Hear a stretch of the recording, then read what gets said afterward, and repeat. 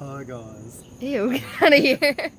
I'm going to show you all how to shoot a compound crossbow today, because we were at the gun show last week and that guy was asking if these came with instruction manuals, which was kind of scary. They do, but for those of you that just want a quick down and dirty, I'll show you how to cock it, load it, and fire it without losing your fingertips or doing some damage to property. So this is a compound crossbow. They do make recurves. This one, you can pull these caps off and actually put a crank in it to cock this back, but we're just going to use the rope, which is over here. So the first thing we're going to do is we're going to put our foot in this piece. This is called the stirrup. Okay, and that's going to give us a little bit of leverage. And we're going to take our cocking rope after we unknot it. And if you want to come over, we're going to lay this rope right in this track. It's very important that we put it in that track and not up here, because we can damage our scope or our crossbow altogether. Now the next thing that we do is we take these hooks and we run them down onto the bowstring. And we make sure that they're evenly spaced, so that when we pull up, it'll be pulled up evenly, so that both of these cams are timed exactly the same. And you'll see what I mean if you pull on yours.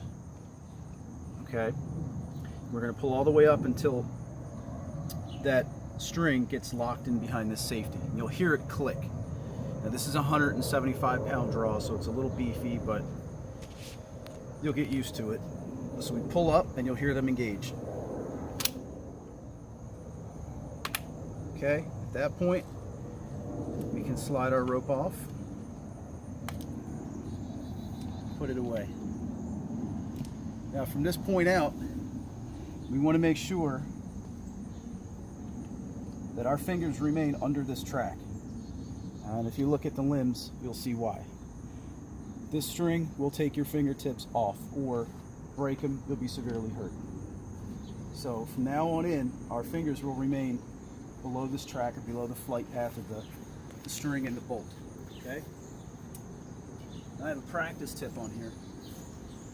If you look at these veins, you see that one is a different color. So that different colored vein is going to ride in the track of the crossbow. We're going to lay this in, and we're going to push it all the way back under the retaining spring until it seats all the way in the back. Okay? Now we're ready to fire. At this point, make sure that nobody is in your bolt's flight path. You're going to aim down range. You're going to make sure what your target is, what's behind it, because these are a lot stronger than a regular bow. They'll keep going sometimes. All right, at this point, we're just going to get a nice natural stance. We're going to shoulder it. We're going to keep this hand under that flight track. Notice that our finger is off the trigger. Fingers off the trigger. Okay? We're going to roll the safety forward.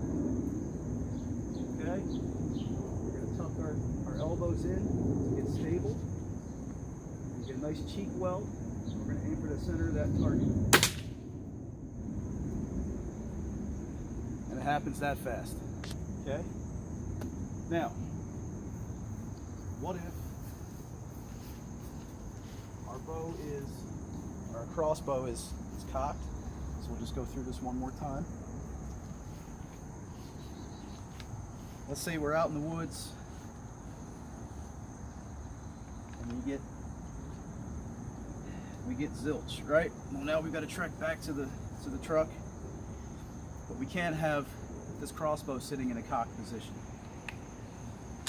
Okay, so what we would do is we would very gingerly, with our finger away from the trigger and the safety on, we would remove that bolt from the track. And then we would use, it was called a decocking bolt.